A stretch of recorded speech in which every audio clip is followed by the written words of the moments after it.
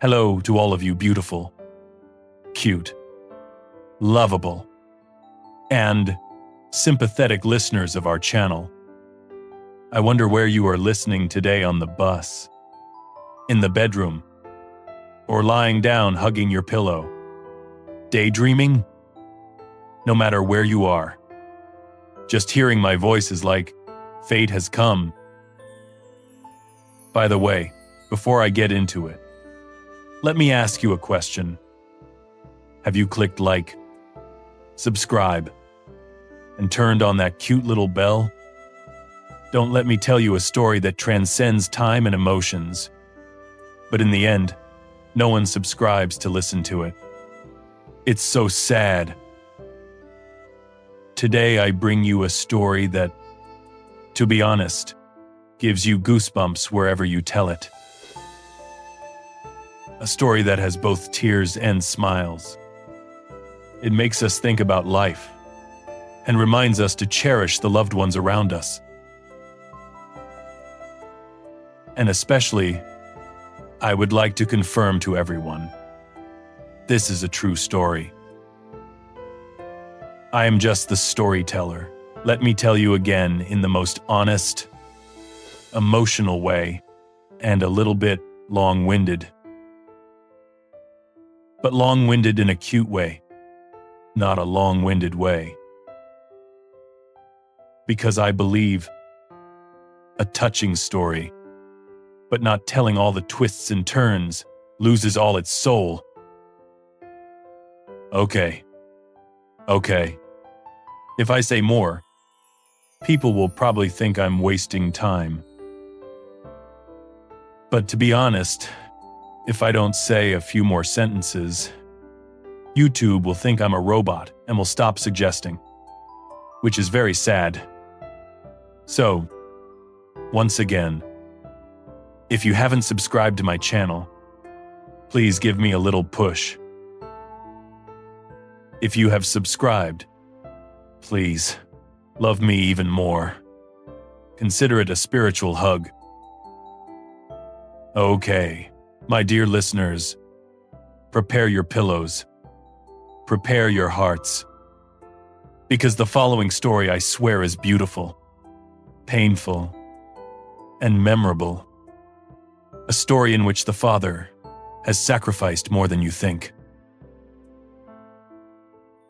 Come on, let's get started. In the ancient Italian city of Verona, where the cobblestone streets are stained with time, where the yellow-walled houses are covered with bright red geraniums in their windows, there is a man named Elias Romano who lives with his little daughter, Amelia. The father and daughter rent a small room on the third floor of an old apartment building on the edge of the city.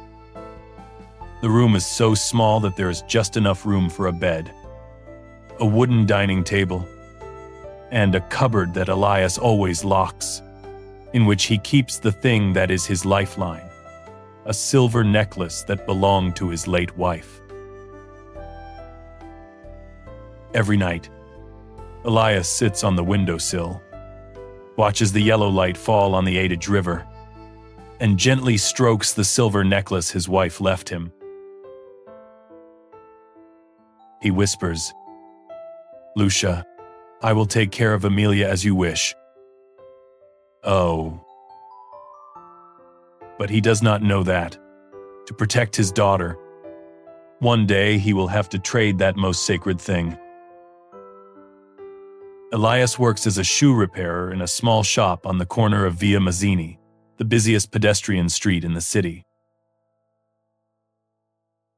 Amelia, 9 years old, is a smart girl, loves dolls, likes to draw, and always smiles like the spring sunshine.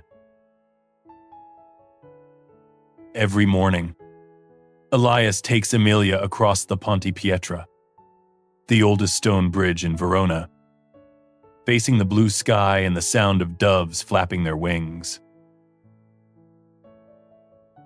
Amelia skips.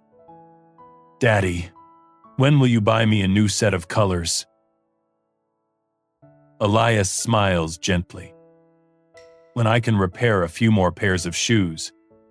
Little princess, that simple but beautiful life lasted until one rainy winter afternoon. As Elias was hammering the last nail into the customer's shoe, it suddenly started to rain heavily. The wind blew fiercely, carrying with it gusts of icy water. He closed the shop early and hurried to pick up Amelia from art class. But when he got there, the school gate was closed, and the teacher ran up, panicking. "Elias, I thought you were here." Amelia was just dragged away by a strange man. "We've called the police." The world suddenly went dark before his eyes. Elias shouted, "What? Where is the girl?" "Oh." Witnesses recounted. The man in the black hat, his face covered by a scarf, carried Amelia and ran towards the abandoned house near the riverbank. Without a moment's hesitation, Elias rushed out like a madman. Inside the riverside building, the kidnapper, named Borelli, locked Amelia in a cold, dark room. Amelia trembled. "Uncle, let me go. I want to go back to my father." Borelli smiled faintly. "Don't worry. My father will come. And I just need one thing. Then we will be reunited." He took out from his pocket a replica of the silver bracelet that Elias always wore. "Does your father have this? I just need it. Be good and don't cry. Then your father will be safe. I work." Amelia looked at the bracelet. It was the item her father always kept as a treasure. She sobbed, "Uncle, don't take it. It belongs to my mother." Outside, the rain was so heavy that it seemed like the whole city was covered in cold gray. Elias ran to the abandoned building as the people had instructed. Standing in front of the rotten wooden door, Elias banged loudly. "Give me the baby, Amelia." "I'm here." Borelli's voice echoed, full of mockery. "Calm down, Elias. I don't need money. I just need the something in that little cabinet you always lock." Elias's spine shivered. He knew. He knew about Lucia's silver bracelet. Borelli continued, "Bring it here. Otherwise, I'll let the girl drown in the water. The rain is getting heavier." 2. Elias froze. Elias walked home in the rain. His hands trembled as he opened the wooden cabinet. Lucia's silver bracelet lay there, glittering in the dim yellow light. It was the only keepsake of his wife. The only thing he had left of the woman who had loved him with all her life. Elias pursed his lips, tears falling. "Lucia, if you were alive, what would you tell me to do? I have to save our child, right?" He held the bracelet in his hand, squeezing it so hard that his skin bled, and rushed out into the endless rain. Elias rushed into the building, shouting, "I brought it! Give me back my child!" Borelli stepped out. his eyes shining like a predator. "Give it to me." Elias held up the silver bracelet. "Give Amelia back first." When dazed, he sneered. "You have no right to set conditions." He pulled Amelia out, placing her on the edge of the old railing. Below was the Adigi River, swirling violently because of the rain. Just one push, and he would lose her forever. Amelia burst into tears. "Dad, I'm scared." Elias shed tears. "Don't worry. Dad is here. He doesn't too, Mare." Borelli held out his hand. "Give me the bracelet." "Oh." Having no choice, Elias placed the bracelet in his hand. At that moment, all the past, love, memories between him and Lucia, were taken away. But in return, Amelia was pushed towards him. He hugged his daughter tightly, trembling as if he was about to collapse. "It's okay. Dad is here." The police rushed in and arrested Borelli immediately. Elias hugged Amelia and ran out of the building. The father and son stood in the cold rain. The wind was blowing, but Elias's heart was hotter than ever. Amelia sobbed. "Daddy. Mom's bracelet." Elias put his hand on her chest and whispered, "It's okay. The souvenir can be lost. But you are the gift Mom left for Dad." Amelia hugged her father tightly.